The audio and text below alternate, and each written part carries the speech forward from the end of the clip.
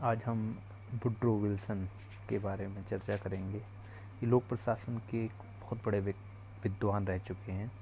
इनके बारे में डी रविंद्र पी एवं सत्यनारायण जी ने लिखा है। शुरुआत करते हैं। लोक प्रशासन की बौद्धिक जड़ों में वुड्रो विल्सन द्वारा 1880 में किए गए उनके अग्रणी योगदान को देखा जा सकता है। हालांकि अमेरिकी लोक प्रशासन के जन्मदाता के तौर पर गुडनाउ जाने जाते हैं, लेकिन वास्तव में यह विल्सन थे जिन्होंने अपने प्रसिद्ध लेख द स्टडी ऑफ एडमिनिस्ट्रेशन के जरिए प्रशासन के व्यवस्थित और वैज्ञानिक अध्ययन पर जोर दिया था तथा इसके प्रति विद्यार्थियों में रुचि जगाई। उनका यह निबंध इस मायने में युगांतकारी साबित हुआ है कि इससे पहली बार सरकार चलाने की प्रक्रिया को विश्लेषणात्मक अध्ययन का विषय बनाया गया। इसके बाद ही लोक प्रशासन को लेकर उत्सुकता बढ़ी। थॉमस वुड्रो विल्सन का जन्म 28 दिसंबर 1856 को अमेरिका के वर्जीनिया प्रांत में हुआ। उन्होंने राजनीति, सत्ता और कानून का अध्ययन किया। 1879 में उन्होंने प्रिंसटन से स्नातक की उपाधि हासिल की और 1886 में यहीं से डॉक्टरेट की उपाधि भी हासिल की। उनके शैक्षिक काल का एक दिलचस्प पहलू यह है कि जब वह 28 वर्ष के थे और स्नातक के द्वितीय वर्ष के छात्र थे, उन दिनों उनकी किताब कांग्रेशनल गवर्नमेंट प्रकाशित हुई। उनकी यह किताब उनके अपने लोक प्रशासन के अध्ययन से बिल्कुल स्वतंत्र थी, जिसे पीएचडी की डिग्री प्राप्त करने के उद्देश्य से तैयार किया गया था। वुड्रो विल्सन 1886 से 1902 तक राजनीति विज्ञान के प्रोफेसर थे और 1902 से 1910 तक प्रिंसटन विश्वविद्यालय के अध्यक्ष रहे। 1910 में उन्होंने न्यू जर्सी राज्य का गवर्नर चुना गया और 1913 में वे अमेरिका के राष्ट्रपति बने।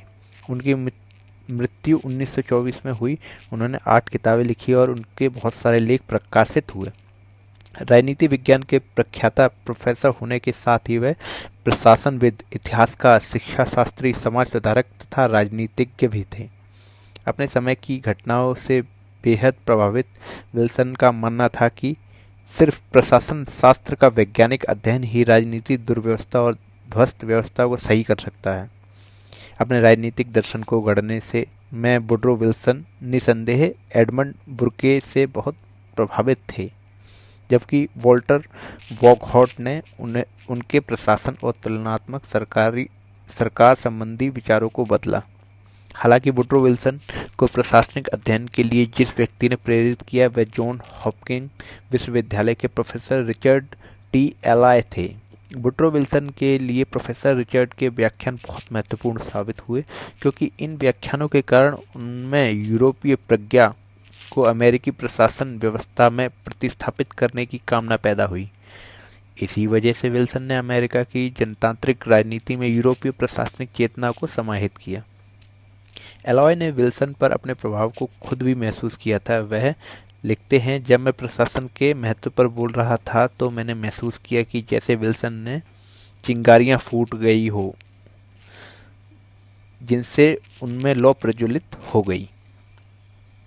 विल्सन के योगदान की एक महत्वपूर्ण विशेषता यह है कि उन्होंने प्रशासनिक अध्ययन संबंधी अपना यह निबंध तब लिखा जब उन्हें अमेरिकी प्रशासन का व्यक्तिगत अनुभव नहीं था, लेकिन उनके इस लेख को पथ प्रदर्शक प्रयास जैसा महत्वपूर्ण सम्मान प्राप्त है। विल्सन ने प्रशासन के बारे में सिर्फ लिखा ही नहीं, बल्कि उन्होंने प्रिंसटन और जॉन हॉपकिंस दोनों ही विश्वविद्यालय में इस पर व्याख्यान भी दिए।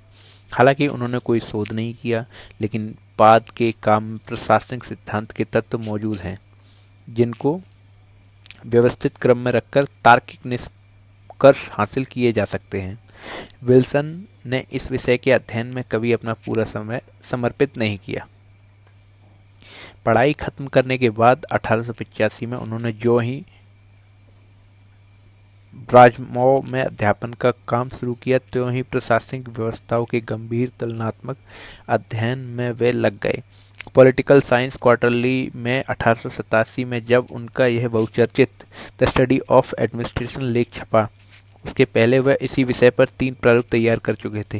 पहले प्रारूप का उन्होंने शीर्षक दिया था नोट्स ऑन द एडमिनिस्ट्रेशन, जिसे बाद में बदल कर दिया द आर्ट ऑफ गवर्नमेंट, लेकिन यह भी उन्हें नहीं जमा। तब अंतिम रूप में वह शीर्षक द स्टडी ऑफ एडमिनिस्ट्रेशन प्रकाश में आया। इन प्रारूपों में जिस शीर्षक भर नहीं बदले, बल्कि ध्यानाकर्षित करने वाली सबसे महत्वपूर्ण चीज यह है कि प्रारूप दर प्रारूप उन्होंने वैचारिक बदलाव भी होते रहे। यह शोध आलेख छपने के पहले न्यूयॉर्क स्थित इतिहास एवं राजनीति विज्ञान संघ इथाका में पढ़ा गया था। यह पठन इथाका के अध्यक्ष और कौशल विश्वविद्यालय के चार्ल्स के एडमंड के निमंत्रण पर हुआ था। चार्ल्स विल्सन के पूर्व शिक्षक थे। हालांकि वुडरो विल्सन ने इस लेख को अपनी बहुत ही कमजोर रचना माना, इतनी कमजोर कि उनके जहन में इसके छपवाने का कभी ख्याल ही नहीं आया, लेकिन वह इसके संपूर्ण लेखन की सर्वोच्च चीज मानी गई। एक विशेषज्ञ के मुताबिक उनका यह लेख प्रशासनिक विशेषज्ञों के बीच तुरंत प्रसिद्ध हो गया, और न केवल प्रसिद्ध हो गया बल्कि विचार सूत्र साबित हुआ।